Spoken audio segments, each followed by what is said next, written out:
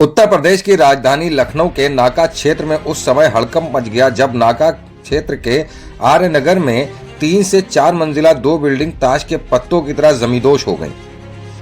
हम लोग इस वक्त मौजूद हैं नाका थाना क्षेत्र में, जहां नाका मार्केट है बहुत बड़ी, वहीं सामने कॉलोनी है और यहाँ निर्माणाधीन 2 कॉम्प्लेक्स थे, जिसमें एक का निर्माण लगभग हो चुका था और दूसरे का निर्माण जारी था। वहीं बताया जा रहा है कि बेसमेंट खुदा हुआ था और वो दोनों इमारतें एकदम फूल की माफिक गिर चुकी हैं। यानी उन दोनों इमारतों के गिरने के बाद जिस तरीके से आप पीछे मलबा देख रहे हैं पड़ा हुआ, ये इस तरीके से हमारे कैमरामैन दिखा रहे होंगे कि यहाँ पे जो निर्माणाधीन इमारत थी, इसमें कहीं ना कहीं बड़ी लापरवाही सामने आई है, क्योंकि बेसमेंट खोदने को लेकर के जिस तरीके से बैन लगा हुआ है एलडीए की तरफ से भी लगातार ये बताया जाता है, लेकिन कहीं ना कहीं ये लापरवाही है एलडीए की भी कि जिस तरीके से जिसमें बेसमेंट खोदा जा रहा था, अभी ये नई बिल्डिंगें थी, दोनों बन रही थी, किस तरीके का मटेरियल ठेकेदार ने लगाया था, ये भी एक बड़ा सवाल है।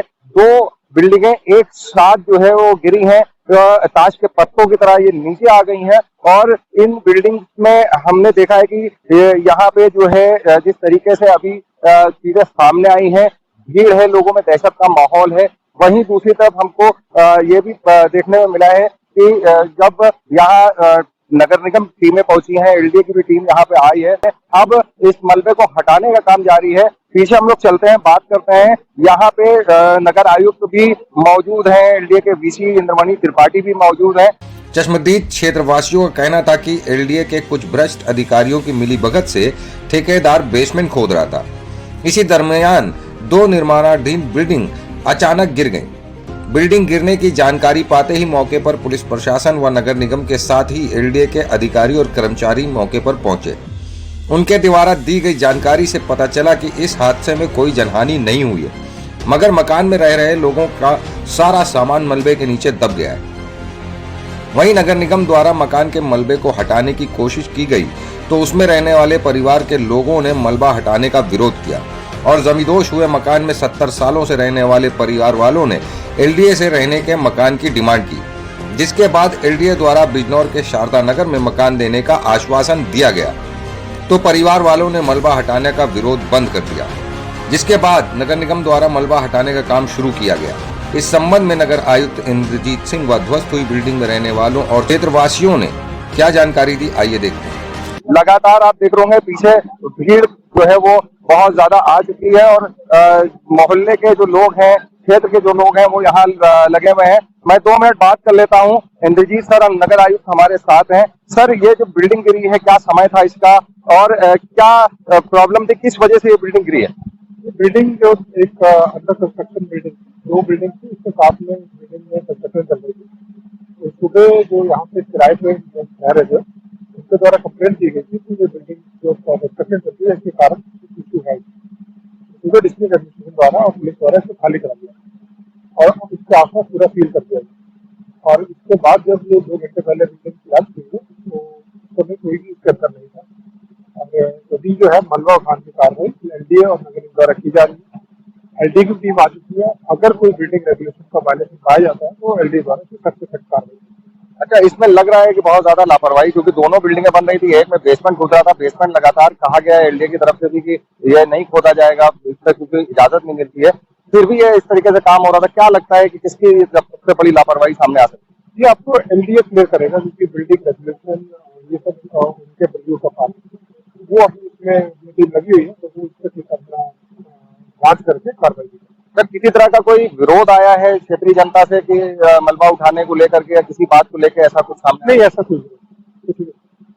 तो आप देख रहे हैं अभी इस तरीके का कोई विवाद नहीं है। हमारे साथ जो है वो नगर आयुक्त इंद्रजीत सिंह थे, उन्होंने भी बताया कि ये 2 घंटे कोलैप्स हुई है, 2 घंटे पहले बिल्डिंग, और बिल्डिंग गिरने के बाद जिस तरीके से जो है यहाँ पे दहशत का माहौल देखा गया है। छोटा भाई रहता है, पूरे मेरी भाभी रहती हैं, उसकी बहन रहते हैं, उसके 2 बच्चे हैं, बीबी हैं, और इनसे निवेदन करते 6-7 महीने से चला आ रहा है अमित नाम जो मेरा भतीजा है कि साहब हम लोग को ये कोई सुरक्षित कर दीजिए। वो आदमी एक भी सुनने को तैयार नहीं, लेकिन इतना गरीब आदमी की थाने चौकी जाके रिपोर्ट करे उतनी ताकत नहीं थी उस व्यक्ति में। आज सुबह जब वो ड्यूटी जा रहा था, अपने भाइयों से बोला कि तुम लोग देखते रहना, अगर कहीं कुछ हो तो बाहर निकल जाना। वो ड्यूटी में पहुंचा ही था तब तक फोन चला गया कि तुरंत वो बिल्डिंग ढह रही है, उसके आते आते ये बिल्डिंग ढह गई। अगर वो नहीं सचेत किया जाता, पुलिस प्रशासन नहीं आता, तो आज पूरा परिवार बंद हो जाता और कोई मुआवजा मांगने वाला नहीं बचता। ये बिल्डिंग किसकी थी, अब किसने बनवाया था? ये द्विवेदी जी हैं, द्विवेदी वकील हैं, अपने आप को हाई कोर्ट सुप्रीम कोर्ट के जज मानते हैं। वो उसी आजकल क्या कहा जाए कि वो जज के नाम पर सबको धमकाते रहते हैं। एक बिल्डिंग थी, दो थी, दो बिल्डिंग, वो बेसमेंट बाद बिल्डिंग बनने के बाद बेसमेंट बनवाया है। बेसमेंट जब खुद रहा था तब ये बिल्डिंग गिरी है। हुआ था भैया पहले तो अंदर हम लोग देखे तो बहू और पोता थे मेरे, तो हम आए तो बहू ने कहा मम्मी मट्टी झाड़ रही है। हमने कहा अच्छा कहाँ पे झाड़ रही, देखा तो सही में गिर रही थी। फिर हमने वहाँ पंडित लोग खुदा रहे थे कुछ, तो हमने कहा भैया ये क्या हो रहा है, मट्टी गिर रही है। तो उन्होंने कहा कि नहीं मट्टी नहीं गिर रही है, हम तो बाहर कर रहे हैं।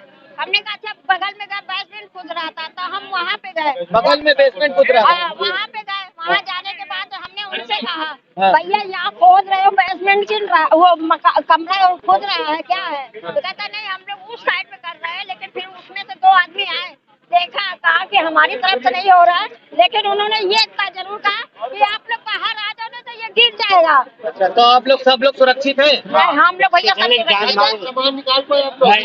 सामान सारा अंदर सब एक चम्मच तक कभी नहीं हमने निकाला, सब डर के पीछे बाहर आ गए। कितने सालों से आ रहे थे आप? 10 साल हो गए, ज़्यादा समय से घर में है।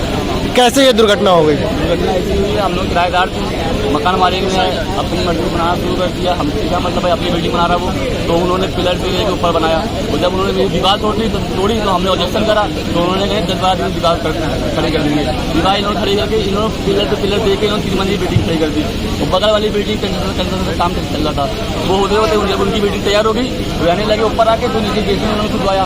खुदवाने अपने आप से लेकर कल गाड़ी निकल गई, तो हम समझ गए बेसमेंट खुद रहा है। तो हमने इंचार्ज बात करी है कि भाई बेसमेंट खोल, तो हम लोग अगर कुछ रहे तो देख लीजिए। जैसे हमने सोचा, ऑफिस गए, 2 घंटे के बाद सुनने में आ गया कि बिल्डिंग गिरने वाली है। तो क्या किसी प्रकार की कोई दुर्घटना हो गई अंदर को? सारा सामान का नुकसान हो चुका, बस हम लोग की जान माल की दिक्कत कुछ नहीं हुआ। क्या कोई मुआवजे की बात की जा रही है अभी तक? हमको मुआवजा चाहिए, मुआवजा चाहिए और मुझे रहने की जगह चाहिए।